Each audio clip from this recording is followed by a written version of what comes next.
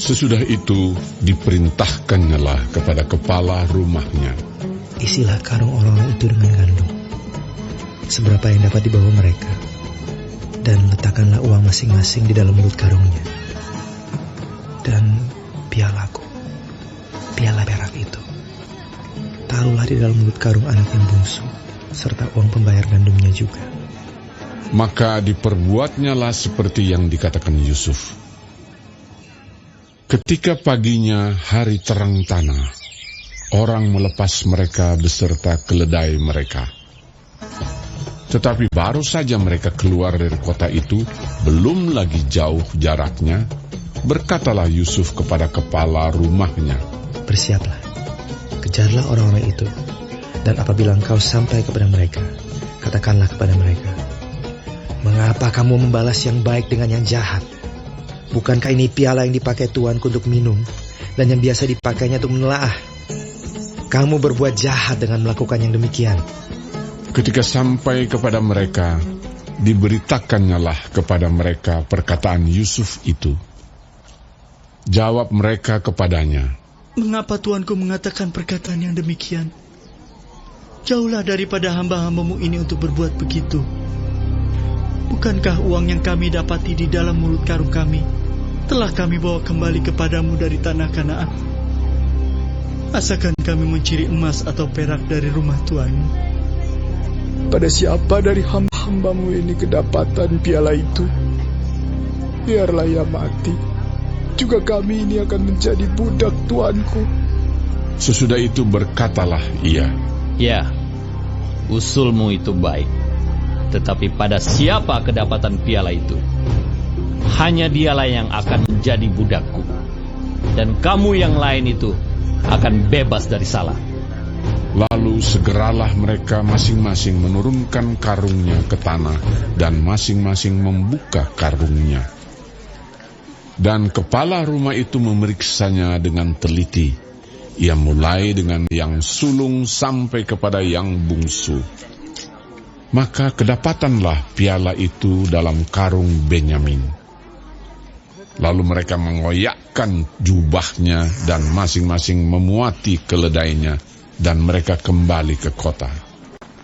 Ketika Yehuda dan saudara-saudaranya sampai ke dalam rumah Yusuf, Yusuf masih ada di situ. Sujudlah mereka sampai ke tanah di depannya. Berkatalah Yusuf kepada mereka, perbuatan apakah yang kamu lakukan ini? Tidakkah kamu tahu bahwa seorang yang seperti aku ini pasti dapat menelaah? Sesudah itu berkatalah Yehuda, apakah yang akan kami katakan kepada tuanku? Apakah yang akan kami jawab? Dan dengan apakah kami akan membenarkan diri kami?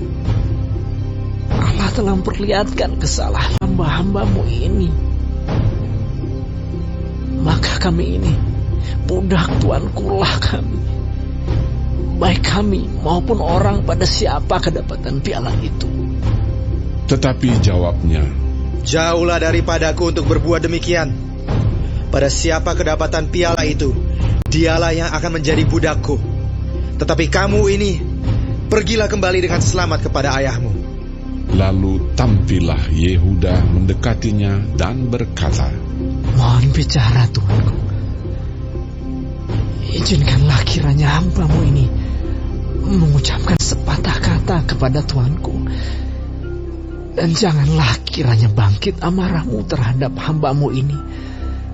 Sebab tuanku adalah seperti Firaun sendiri.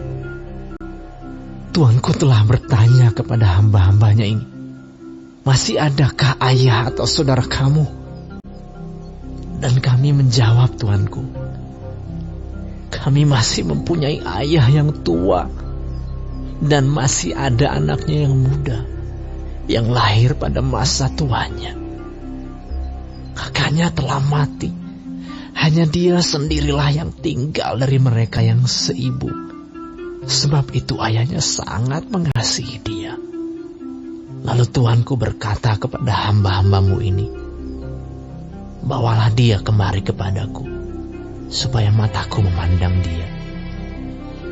Tetapi jawab kami kepada tuanku, anak itu tidak dapat meninggalkan ayahnya. Sebab jika ia meninggalkan ayahnya, tentulah ayah ini mati. Kemudian tuanku berkata kepada hamba-hambamu ini, jika adikmu yang bungsu itu tidak datang kemari bersama-sama dengan kamu, kamu tidak boleh melihat mukaku lagi. Setelah kami kembali kepada hambamu, ayahku, maka kami memberitahukan kepadanya perkataan tuanku itu. Kemudian ayah kami berkata, kembalilah kamu membeli sedikit bahan makanan bagi kita. Tetapi jawab kami tidak dapat pergi ke sana. Jika adik kami yang bungsu bersama-sama dengan kami, barulah kami akan pergi ke sana. Sebab kami tidak boleh melihat muka orang itu, apabila adik kami yang bungsu tidak bersama-sama dengan kami. Kemudian berkatalah hambamu, ayahku, kepada kami, kamu tahu bahwa istriku telah melahirkan 2 orang anak bagiku, yang seorang telah pergi daripadaku, dan aku telah berkata, tentulah ia diterkam oleh binatang buas. Dan sampai sekarang aku tidak melihat dia kembali. Jika anak ini kamu ambil pula daripadaku, dan ia ditimpa kecelakaan, maka tentulah kamu akan menyebabkan aku yang ubanan ini turun ke dunia orang mati karena nasib celaka.